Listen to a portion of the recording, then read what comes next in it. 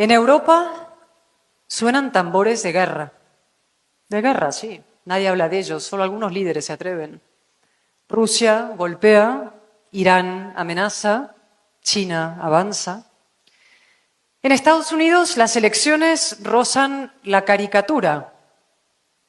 No iba a decirlo, pero lo voy a decir. Entre la senilidad y el delito. En América Latina los viejos flagelos perduran. El caudillismo, la pobreza, la polarización. ¿Y qué decir de España? Eso daría para otra conferencia. Y sin embargo, yo no consigo desanimarme y ustedes tampoco deben hacerlo. Todo lo contrario. El pesimismo es la coartada de los cobardes. La excusa para no hacer nada, quedarse en casa. Total, topa todo mal, ¿no? Y algo mucho peor. El pesimismo es el mejor aliado del populismo y del autoritarismo. La vida al baño María no existe, y mucho menos la militancia democrática, el patriotismo al baño María. Defender la libertad, denunciar el abuso de poder, combatir el crimen y la corrupción, nada de esto puede hacerse sin un alto grado de resistencia, sin conflicto y sin coste. A veces ese coste supera lo más sagrado. Pienso en mi queridísima amiga María Corina Machado, una heroína en Venezuela. En Alexei Navalny, un mártir en Rusia, asesinado por Putin. En el valiente Zelensky, luchando en Ucrania por la democracia, por la libertad de toda Europa. En las mujeres iraníes, ejecutadas por el simple hecho de quitarse el velo y pasear sus melenas al viento. Y pienso también en los cientos, se dice pronto, de políticos mexicanos asesinados en los últimos años por defender sus ideas, sus proyectos distintos. Su sacrificio nos señala el camino y nos recuerda también de dónde venimos. La construcción del orden liberal costó sangre, sudor y lágrimas. Lo saben muy bien los grandes industriales de Querétaro, que son de los más importantes, no solo de México, sino del mundo, ¿no? Las empresas compiten hoy salvajemente para captar talento. Lo que buscan es talento. Pero para poder captar talento, antes tiene que haberlo. Y a este ritmo cada vez habrá menos. Uno de los fenómenos más alucinantes y nocivos de la última década es precisamente la destrucción de la figura del experto. Derribado de su pedestal, como las estatuas de Cristóbal Colón, o de Washington, o de David Hume, la de Churchill la intentaron tumbar también. Lo llamaban racista, Churchill, que acabó con el nazismo. Bueno. El periodista degradado a la condición de tuitero. El parlamentario, yo, convertido en palmero, ¿no? Los que aplauden al grupo. Los científicos homologados a los curanderos.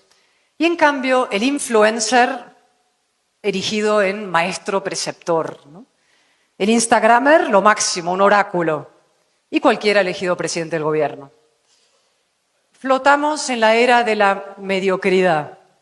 El conocimiento, la experiencia, el mérito, los hechos, la ley, el esfuerzo, los pilares del progreso han sido arrumbados, apartados, como si conformaran un canon caduco, el reaccionario mundo de ayer. México, esta nación admirable, este país formidable, esta potencia económica y cultural impresionante, está siendo tomada por el crimen organizado con la complacencia de quienes deberían defenderla. Abrazos, no balazos. Más bien abrazos a los que dan balazos. El eslogan, como dije entonces, es muy bonito, redondo. El resultado, en cambio, es devastador. Devastador para la democracia y sobre todo para los jóvenes. Miles de jóvenes mexicanos se están matando y muriendo. Miles de jóvenes mexicanos están viendo truncadas sus vidas en los cementerios y en el AMPA. Y esto no es responsabilidad solo de los criminales. También lo es de quienes diseñan y aplican las políticas de seguridad. Para eso estamos los políticos, los gobernantes. Hay dictaduras en las que se vota casi religiosamente. La Rusia de Putin, por ejemplo, la Venezuela de Maduro, la Nicaragua de Ortega.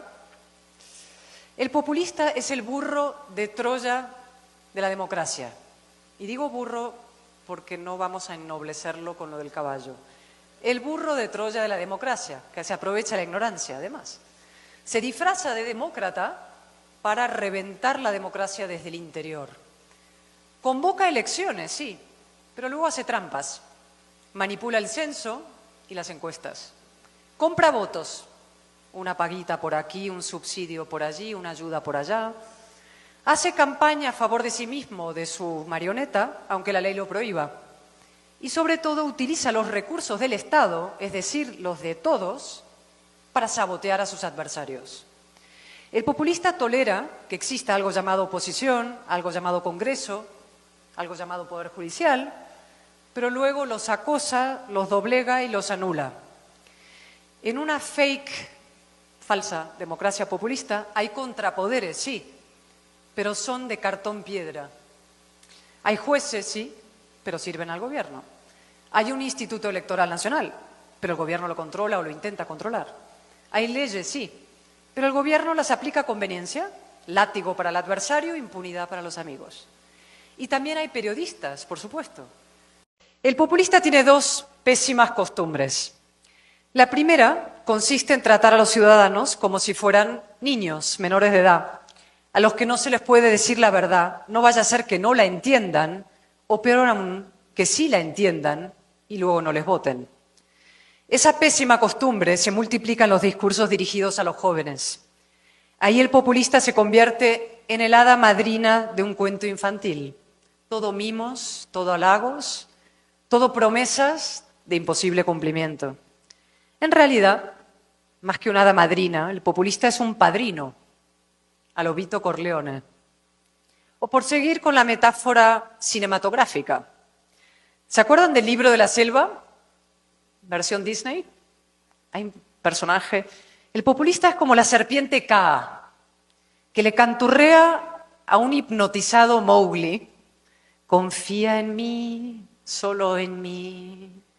Mientras va enroscándose a su alrededor para devorarlo.